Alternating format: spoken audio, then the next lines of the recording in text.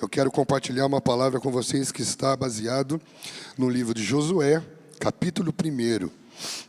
E o título dessa mensagem é Seja forte e corajoso para ter sucesso e prosperar em tudo o que realizar.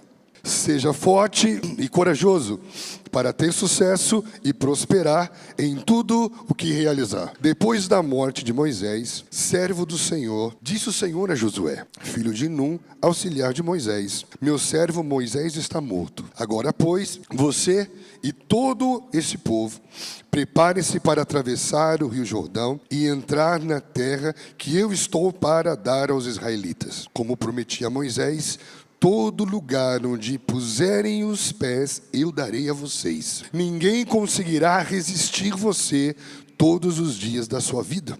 Assim como estive com Moisés, estarei com você, nunca o deixarei, nunca o abandonarei.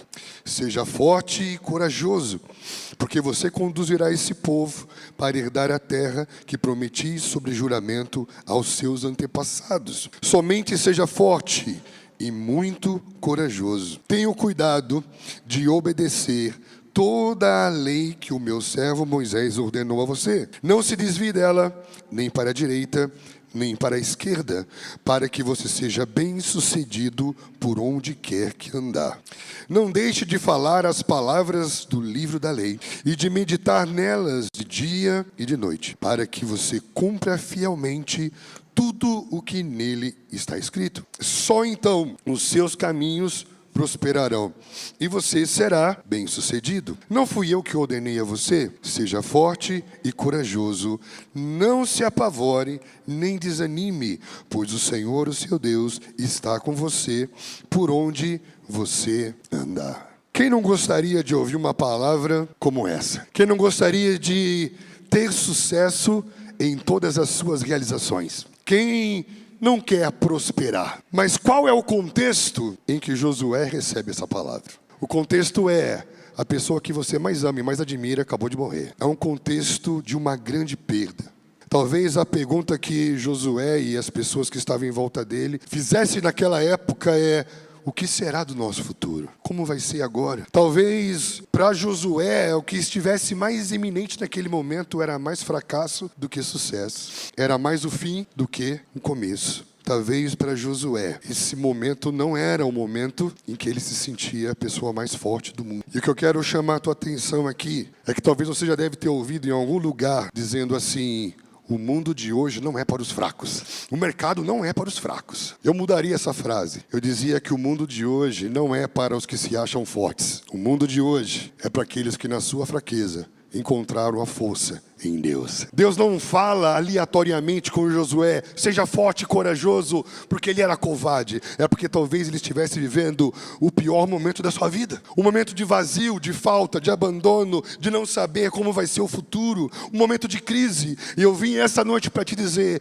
que Deus sempre tem uma última palavra para te dizer no seu momento de crise. Deus tem sempre uma última palavra para nos dar no momento de perda, de falta, de perspectivas que não existem mais. Isso é incrível. Isso nos faz entender por que Deus disse para ele tantas vezes: seja forte, seja corajoso. Seja forte, seja corajoso. Porque não era como ele se sentia, mas é o que ele encontraria em Deus se nele confiasse. Talvez você hoje não se sinta a pessoa mais forte do mundo, mas muito provavelmente você esteja aqui porque Deus quer entregar essa palavra para você, para que você entenda que no momento de perda, Deus pode fazer dele um momento de ganho. No momento em que ele perde Moisés, ele ganha algo. As palavras de Deus, elas não são motivacionais. Deus não estava motivando Josué. Qual a diferença do desanimado e do desmotivado? Ânimo vem de alma, de dentro. Motivo é exterior. O homem estava num jardim do Éden em que ele tinha o seu espírito animado pela presença de Deus. Satanás vem como um bom publicitário da modernidade e tenta fazer acreditar que ele tem uma dor, que existe algo que ele não tem e ele precisa muito. Isso está fora dele ou está dentro dele? Está fora dele. Tem algo que vai te dar muito resultado que você precisa. Tem um fruto que você tem que conquistar. Algo que Deus não te deu. Faz o homem acreditar que ele tem falta de algo. Então a palestra motivacional é para te dar um motivo exterior para que você faça uma tarefa. Ânimo é quando Deus te dá força dentro, querido. E independente da circunstância, você sempre vai se sentir fortalecido. Então nós não estamos aqui para te trazer uma palavra motivacional. Nós estamos aqui para que uma palavra que é espírito e vida sopre força dentro de você. Por isso que ele diz, Números capítulo 27, 18. Disse o Senhor a Moisés: toma Josué, filho de Num, homem em quem há espírito. Era o homem que tinha espírito dentro e não precisava de um motivo fora. E o que Deus fala para ele é apenas a reavivar a palavra que Moisés já tinha liberado sobre a vida dele dentro. Você tem uma palavra dentro de você. Você não precisa de nenhum motivo fora de você. Seja forte, seja corajoso. Seja forte e corajoso para entrar no lugar da promessa com a mesma fé que você saiu do lugar da opressão. Entrar no lugar da promessa com a mesma fé que você saiu do lugar da opressão. Aqui ele diz, primeiramente, Moisés morreu, agora levanta-te e segue. Deus aqui em nenhum momento está desconsiderando toda a obra de Moisés, mas está dizendo para Josué que agora, nesse momento de perda, nesse momento de crise, sabe o que significa a palavra crise? Perda súbita de controle. Então, quando ele perde o controle da situação, porque ele não tem mais a segurança que ele tinha com Moisés perto, Deus diz para ele, você perdeu o controle, mas eu te falo, levanta-te e segue. Com a mesma fé que você viu Moisés saindo, agora você vai entrar. Com a mesma fé que Moisés e uma geração saiu, eu vou te dar força e coragem para que você entre num novo tempo e entre em um novo ciclo. Precisamos entender a hora de andar sobre a palavra que recebemos sobre as nossas vidas. Precisamos entender a hora de colocar em prática as coisas que ouvimos. Josué ouviu muita coisa. Josué viveu muita coisa. Só que chega uma hora, meu irmão, que você tem que começar a andar sobre aquilo que você ouviu. Quantos anos estamos aqui ouvindo tantas mensagens? Nós sofremos de um mal terrível. Sabe qual é? De orar pelo que não sabemos, ao invés de começar a viver o que já sabemos. Deus falou para Abraão, Abraão, sai da tua terra. Isso é conhecido ou desconhecido? Conhecido. Difícil ou fácil de entender? Sai da sua terra. Ok. Deixa a sua terra, parentela, casa do seu pai. Para onde que eu vou? Eu vou te mostrar. Se somos nós hoje, a gente faz uma campanha para que Deus fale para nós o lugar que nós temos que ir. E aí você nunca sai do lugar que você tinha que ter saído. Você fica a vida toda orando e nunca sai do lugar. Porque chega uma hora que Deus diz, levanta e vai, meu. O que eu não sei, pertence a Deus. O que eu sei, pertence a mim. Eu sou o responsável pelo que eu sei. Deus é responsável pelo que eu não sei. Se eu fico perguntando o que ele não sabe, eu estou dizendo, Deus, você sabe o que você está fazendo mesmo? Ele diz, por que você não começa a fazer o que eu já te falei? Jesus tinha ressuscitado, estava com os apóstolos e disse assim, fique em Jerusalém. Difícil? Sim ou não? Não. Aí eles perguntaram, mas será esse o tempo que o Senhor vai restaurar a glória do reino de Israel? Ele fala, não compete a vocês saber tempos ou épocas.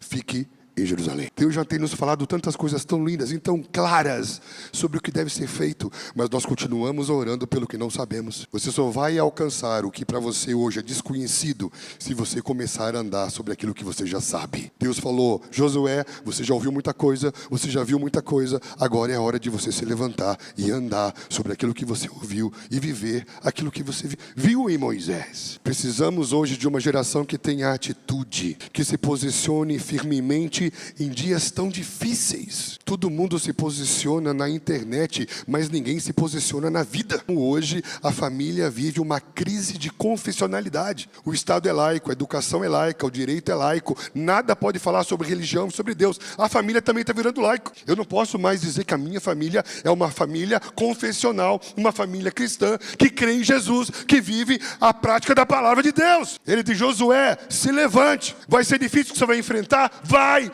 Mas se você for forte e corajoso e tomar uma posição, eu vou fazer você entrar. As promessas de Deus falam sobre o futuro, mas o primeiro passo sempre tem que ser dado agora. Estou entendendo? Ele fala da terra prometida, ele fala sobre o futuro, porém, o que vai determinar onde você estará amanhã é o tipo de posicionamento que você vai ter que tomar agora. Eu prometi aos seus pais, Josué, uma terra, mas para você entrar na terra, primeiro você vai ter que pisar na água. Estamos juntos? Repita comigo, para todo propósito, existe um primeiro passo, e o primeiro passo, você sabe qual é. Então pare de orar e ande. Deus vai abrir as portas, mas se você não der o passo, você não entra. Se prepare para o que está sendo preparado para você. Paulo fala que nós somos feituras de Deus, a quem de antemão Ele preparou obras para que nós já andássemos nela. Uau! Já parou para pensar que Deus já preparou coisas para você viver? E Ele diz: Josué, se levante e se prepare para entrar no que eu preparei para vocês. Quantos estão orando por oportunidades? Mas quantos se preparam para ela? Eu estou orando para que Deus traga um novo ciclo na minha vida profissional. Você está se preparando para isso, filho? Eu estou orando para que Deus me use no ministério. Você está se preparando para isso, filho? Eu estou orando para constituir família. Você está se preparando para isso? Ele diz: se levante e se prepare, porque eu preparei algo para você. O amanhã está vindo te encontrar. Você está pronto para ele? Lucas 14, Jesus fala algo poderosíssimo. Fala sobre a mesa do reino.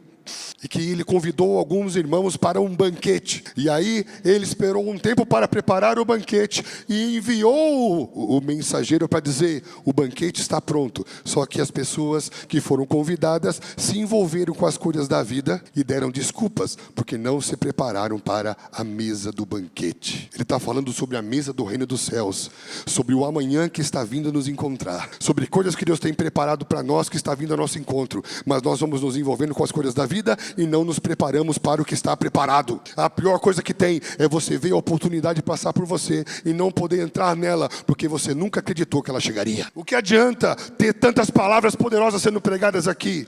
Profecias atrás de profecias, decretos atrás de decretos, se nós não nos preparamos para o que Deus está preparando para nós. Tem alguém aí? Josué aproveitou as oportunidades de se preparar e aprender com Moisés. Ao mudar esse ciclo, ele não cai de paraquedas dentro do propósito. São anos que ele vem aproveitando as oportunidades de se preparar ao lado do maior líder da história da humanidade. Ele começou a se aproximar dos melhores. Se eu acredito que Deus tem um propósito para a minha vida, eu preciso me preparar para Ele. O reino de Deus é de filhos, mas não é para meninos. Você tem que crescer. Eu vi uma pesquisa, olha o que diz: as pessoas se tornam a soma das 5 pessoas mais próximas dela. Ou seja, você se torna a soma do seu círculo de relacionamentos. Você se torna uma soma da influência das pessoas com as quais você se relaciona, das quais você é próximo, das quais você admira,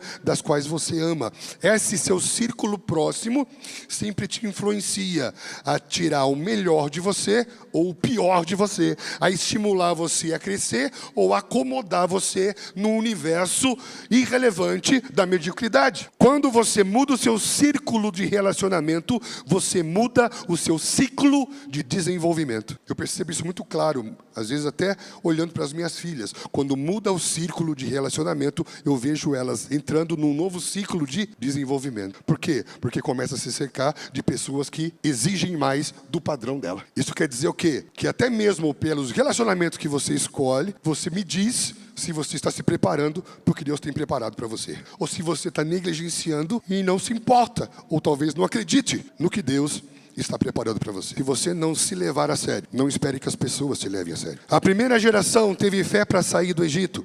A segunda teve fé para entrar na terra prometida. Você não pode esperar da geração passada aquilo que Deus colocou sobre a responsabilidade da sua geração. Deus nunca faz tudo em uma geração só. Cada geração cumpre uma parte do grande propósito que está sendo escrito na linda história de Deus. Noé entrou numa arca, Abraão saiu de uma terra. José levou o pessoal para dentro de uma terra. Moisés tirou o povo da terra. Para quê? Para que Josué colocasse o povo dentro da nova terra. Cada um cumpre um papel dentro da história.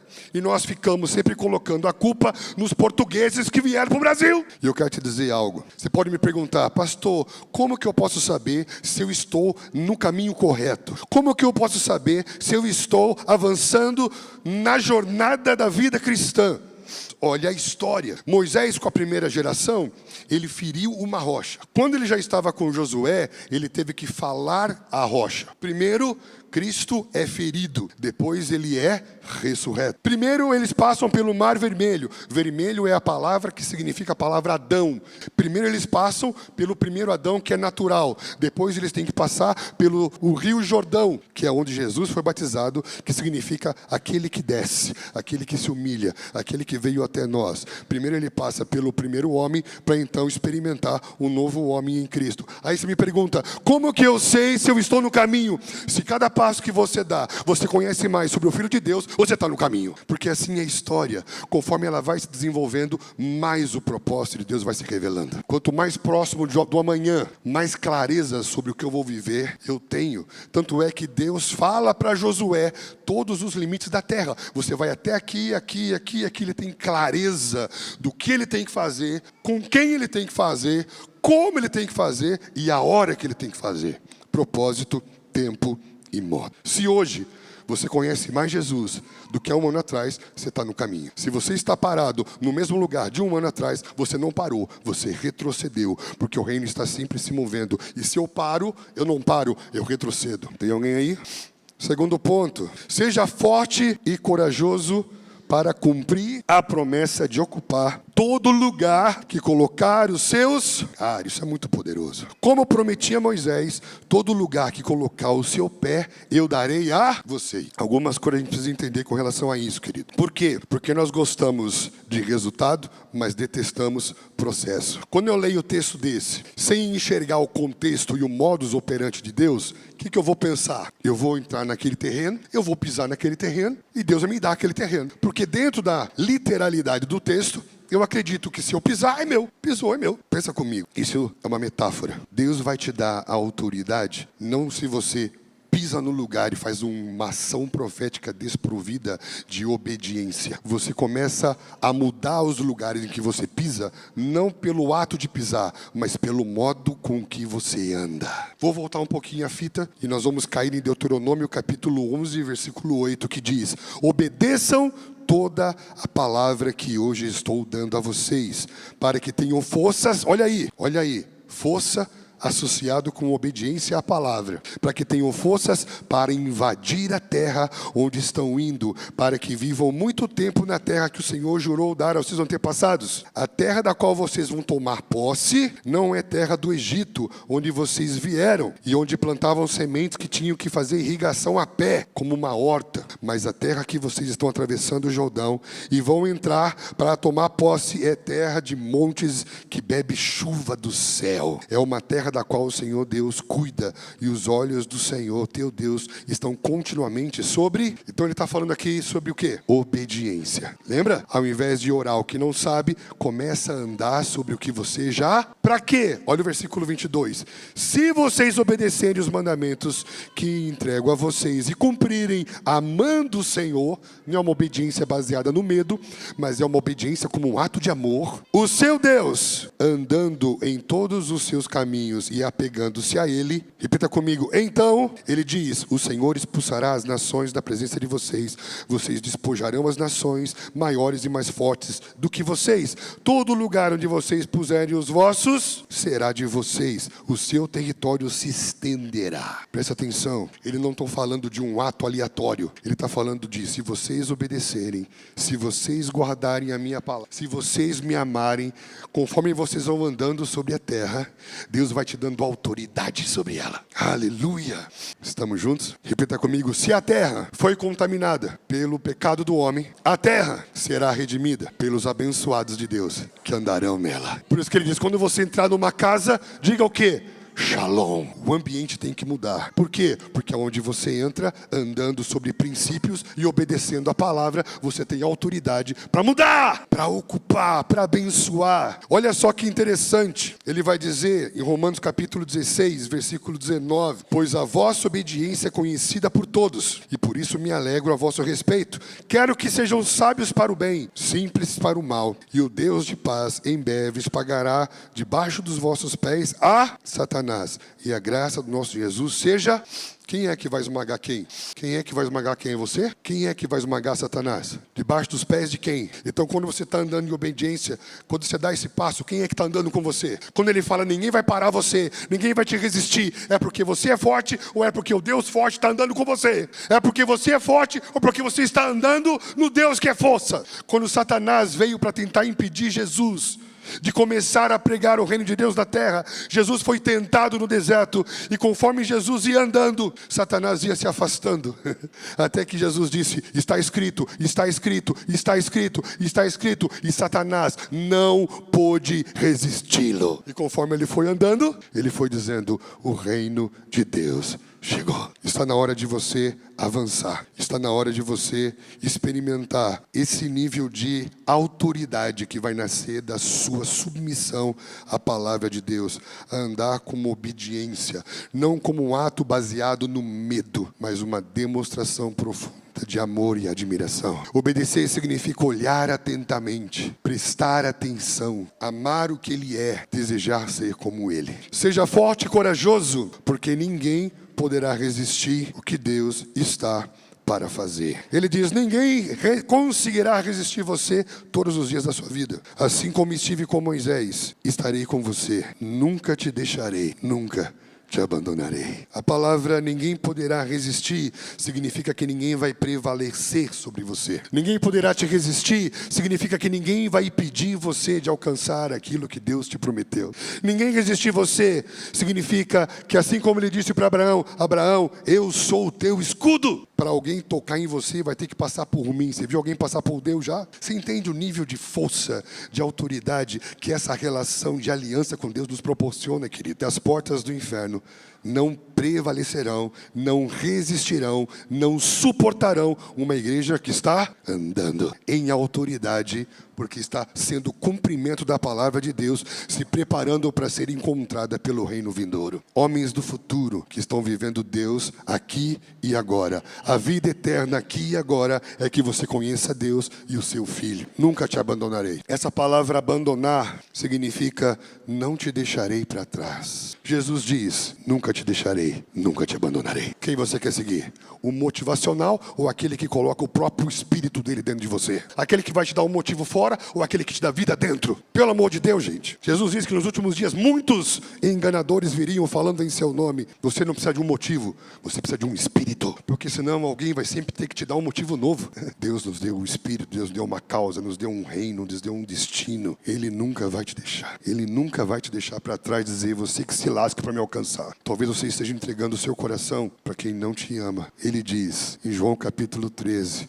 Jesus amou os que estavam com ele e amou até o fim. Cuidado com a meritocracia darwinista. Tem muito cristão que se diz criacionista, mas na sua filosofia de vida ele é darwinista, porque ele acredita na meritocracia, em que o mundo é dos melhores. Porque se o reino de Deus fosse dos melhores, nós não estaríamos aqui hoje, meu irmão. Paulo diz: se existe um pecador, e eu sou o maior deles, para que em mim fique claro que se algo acontece, acontece pela graça de Deus que em mim opera. O segredo para você não ser resistido, para que nada te pare, não tem a ver com a sua força, mas tem a ver com Deus que está sendo forte em você. Seja forte e corajoso, porque quando cumprimos as suas palavras, Deus faz as suas obras. Ele diz: somente seja forte e corajoso, tenha cuidado de obedecer toda a lei que o meu servo Moisés te ordenou. Então você tem o que você sabe e você tem o que você quer. O que você sabe não mistura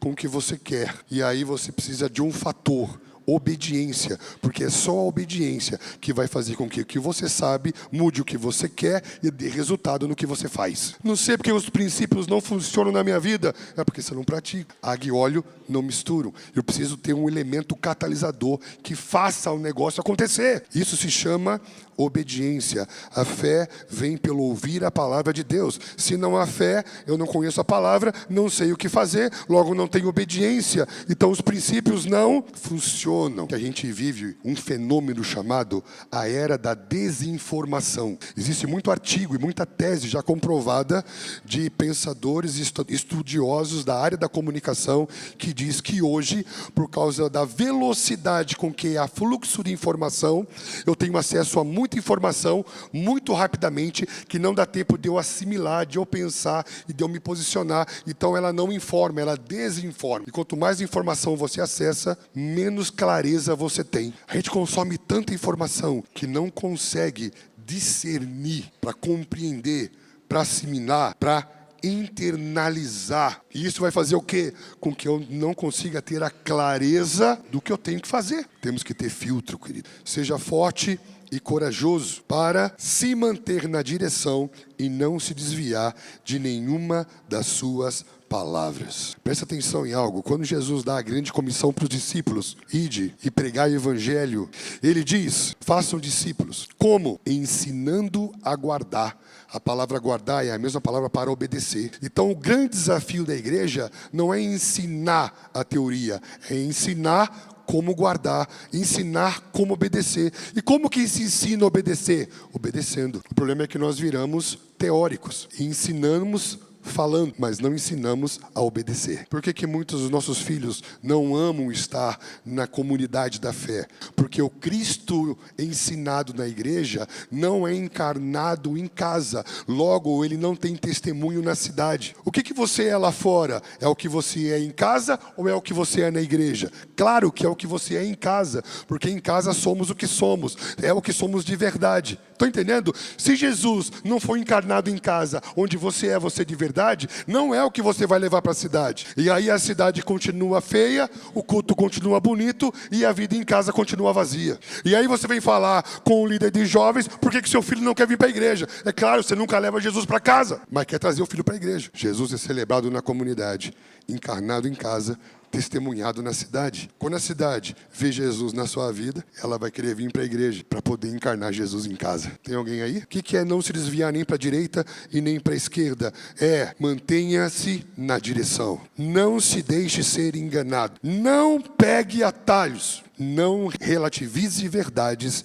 Nunca negocie valores. Pare de ouvir conselhos de gente que não conhece Deus, porque aquele que ouve o conselho do ímpio se desvia pelo caminho dos pecadores. O que é o pecado? É o desvio. Estamos cansados de ter que atender situações, não de pessoas que vêm para buscar a restauração, mas de irmãos que vêm para comunicar uma resolução baseada numa ideia de empoderamento vindo de pessoas que não conhecem Deus. Foram perguntar para Jesus, e aí? É permitido o divórcio? Ele diz, o que está escrito no princípio? Qual é a ideia original de Deus? O que Deus pensa sobre isso? Eles falam, mas Moisés deixou. Tem muita gente que prefere mais Moisés do que Deus. Só que Moisés traz um plano de contingência para colocar limites na pecaminosidade do homem. Porque a lei de Moisés não salva. Ela revela o pecado e uma necessidade de salvação. E eu prefiro ficar com a lei de Moisés do que a cruz de Jesus. Porque para restaurar casamento, tem que morrer para você mesmo. Tem alguém aí? Ele diz que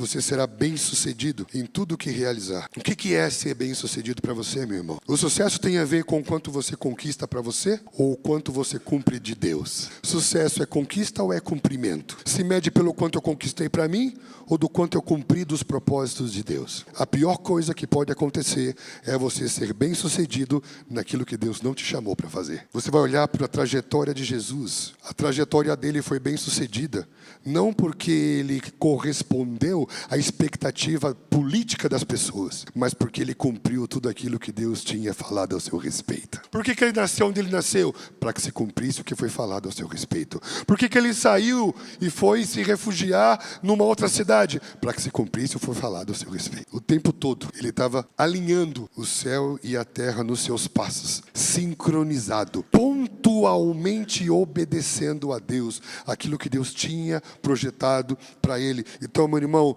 não se desvie. Estamos juntos? Repense seus conceitos, repense suas filosofias, não se deixe ser influenciado pelo espírito do mundo. O que olhos ainda não viram, o que ouvidos ainda não ouviram, o que nós ainda não conseguimos imaginar, Deus tem preparado aqueles que o amam.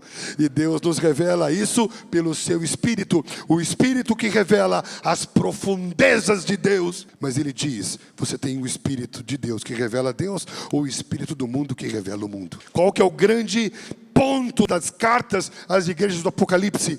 Vocês toleram Jezabel, vocês toleram Nicolaitas, vocês toleram ensinos de Balaão. E a palavra é, não negocie, não se desvie nem para a direita, nem para a esquerda. Mantenha-se fiel aos seus valores, mantenha-se fiel à palavra, mantenha-se fiel a Jesus. Porque se assim acontecer, você vai começar a experimentar o cumprimento de todas as palavras de Deus na sua vida. Seja forte e corajoso. corajoso para manter o seu comportamento alinhado com o seu conhecimento. Ele diz aqui: não deixe de falar as palavras do livro da lei e meditar nelas dia e noite. Repita comigo: meditar dia e noite. Então primeiro ele fala, você precisa andar segundo as ordens que eu dei a Moisés. Dê continuidade nessas palavras. Por quê? Porque se você cumprir essas palavras, você vai ser bem sucedido. Aí você me diz, aqui na minha cabeça eu sei, mas aqui dentro, meu desejo, não quero. E muitas vezes nós sofremos de um dilema, que aquilo que eu sei não é aquilo que eu quero, e aquilo que eu sei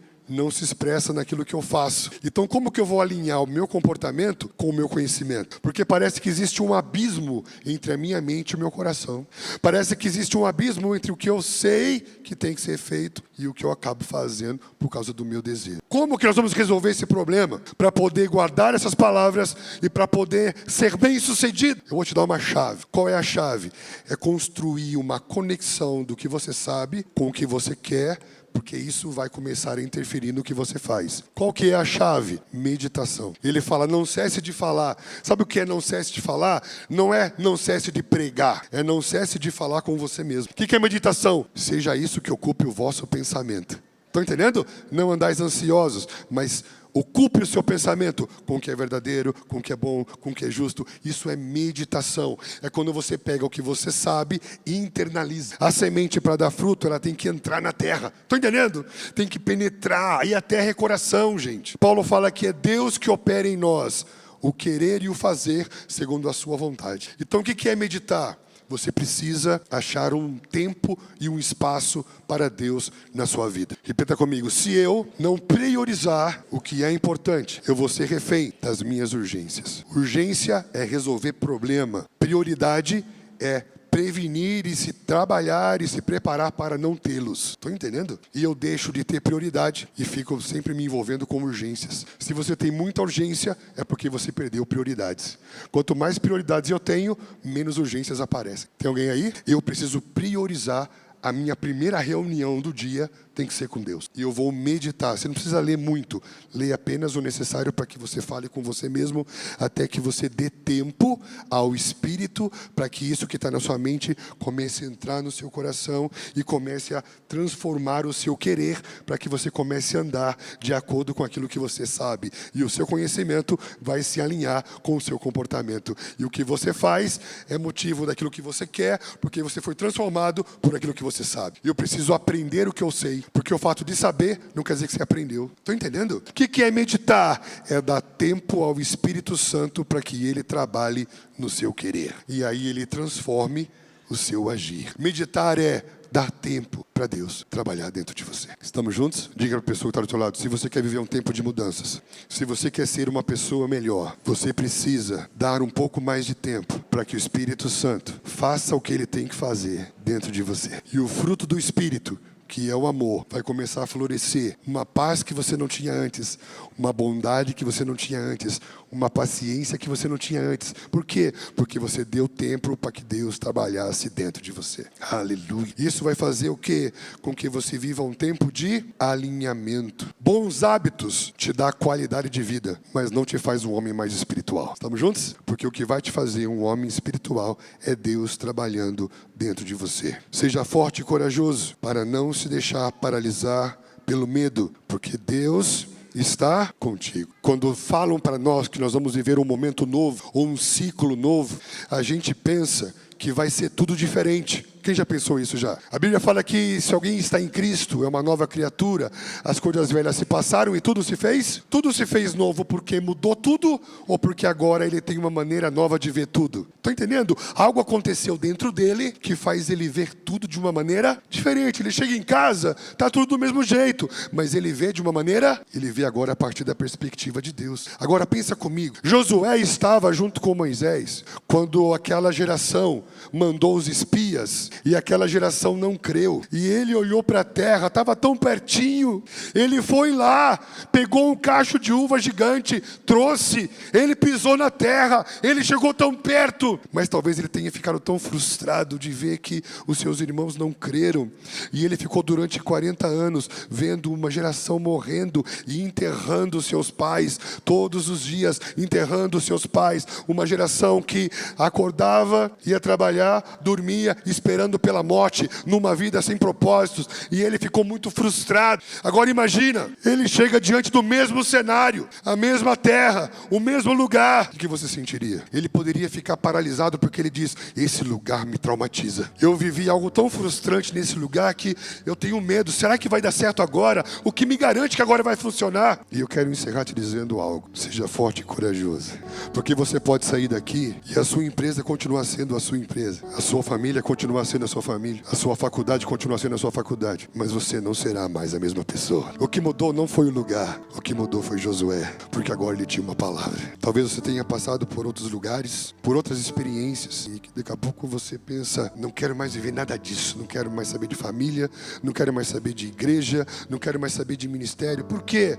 Porque você entra num cenário como esse, é como se você revivesse de novo todos os sentimentos. Por quê? Porque você entra num lugar que é parecido com o lugar que você viveu a sua experiência ruim, e isso te paralisa. Isso é um efeito da frustração. Mas eu quero te dizer algo: o fato das coisas não terem acontecido como você esperava não quer dizer que as coisas não estão acontecendo. Você não é mais a mesma pessoa de 5 anos atrás. Você não é mais a mesma pessoa de 1 mês atrás. Conforme estamos avançando na nossa jornada, Deus vai nos dando graça. Não se deixe ser paralisado pelos cenários que são parecidos com os cenários passados, porque você é diferente e vai mudar o cenário.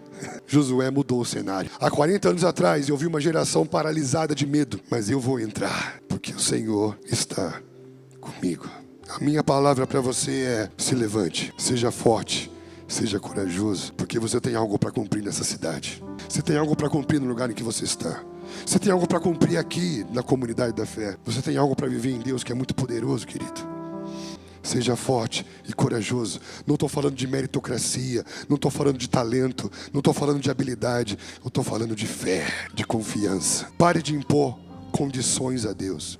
Quem impõe condições a Deus nunca muda a sua condição. Quando você não impõe condições, a sua condição muda. Eu abençoo para que os irmãos, à medida que ouçam as palavras de Deus, sejam bem-aventurados. Sabe o que é a palavra bem-aventurado no hebraico? A palavra asher significa aquele que avança. Aquele que sempre está um passo à frente das pessoas que estão em volta dele. Sempre está pegando e vendo e percebendo aquilo que ninguém está percebendo. Porque fé não tem a ver com crença. Fé tem a ver com visão, com percepção. Eu abençoo para que você avance, querido. Lembre-se que nós somos fortes porque a palavra de Deus está em nós. Somos fortalecidos à medida que obedecemos às suas palavras. O autor de Hebreus diz que a maturidade, o crescimento, vem pela prática das obras. Em Efésios, Paulo fala assim: muitos de vocês já poderiam estar ensinando e ainda estão tomando leite. Por quê? Por falta de prática das obras, de atitude. Ser forte e corajoso. Seja forte e corajoso. Quando eu vejo a relação de Moisés e Josué, eu me lembro muito da relação de Timóteo com Paulo. Paulo estava morrendo, chamou o seu filho Timóteo e diz: ei, seja forte e corajoso. Não despreze o que está sobre a sua vida. Continua, se levante, é a sua hora. Tem muita coisa ainda para ser feita. Tem muita coisa ainda para ser vivida. Se você crê nisso com todo o seu coração, queria que você se colocasse de pé. Nós vamos orar.